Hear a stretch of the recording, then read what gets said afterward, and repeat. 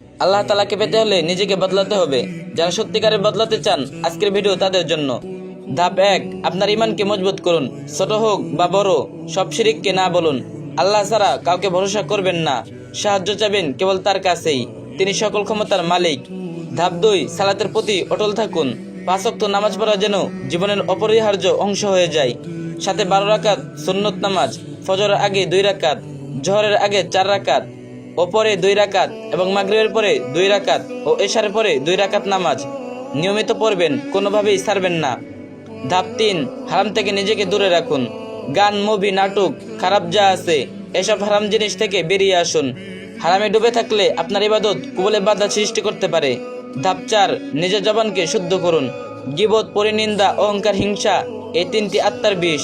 মনে রাখবেন, আপনি তাহাজ্জুদ পড়লেন কিন্তু গীবত করলেন, আপনার তাহাজ্জুদের সওয়াব ওই ব্যক্তির আমলে চলে গেল যাকে আপনি গীবত করছেন। তাই মুখের হেফাজত করুন, বেশি বেশি ইস্তেগফার পড়ুন। ধাপ 5, সঙ্গ বাছাই করুন।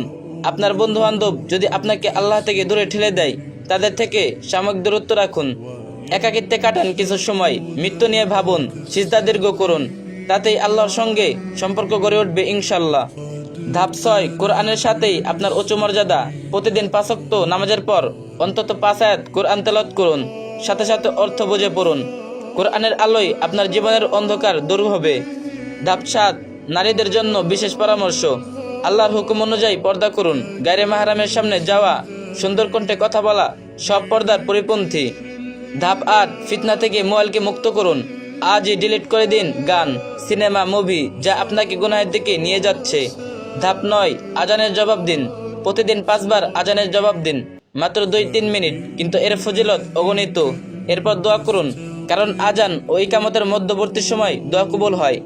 ধাপ 10, প্রতিদিন 100 বার করে পড়ুন সুবহানাল্লাহ, আলহামদুলিল্লাহ, আল্লাহু আকবার, লা ইলাহা ইল্লাল্লাহ, আস্তাগফিরুল্লাহ, সুবহানাল্লাহি ওয়া বিহামদিহি, সুবহানাল্লাহিল আযীম, লা হাওলা ওয়ালা কুওয়াতা ইল্লা বিল্লাহ। দুরূদ শরীফ, এগুলো আল্লাহর কাছে সবচেয়ে প্রিয় বাক্য। ধাপ 11, তাহাজ্জুদের প্রস্তুতি নিন। এশার নামাজের পরে দ্রুত ঘুমিয়ে পড়ুন। তাহাজ্জুদ ও ফজরের জন্য নিয়ত করুন। ঠিক সময় জেগে উঠবেন ইনশাল্লাহ। এ সময় আপনার রবের সাথে সম্পর্ক সবচেয়ে গভীর হয়ে উঠবে।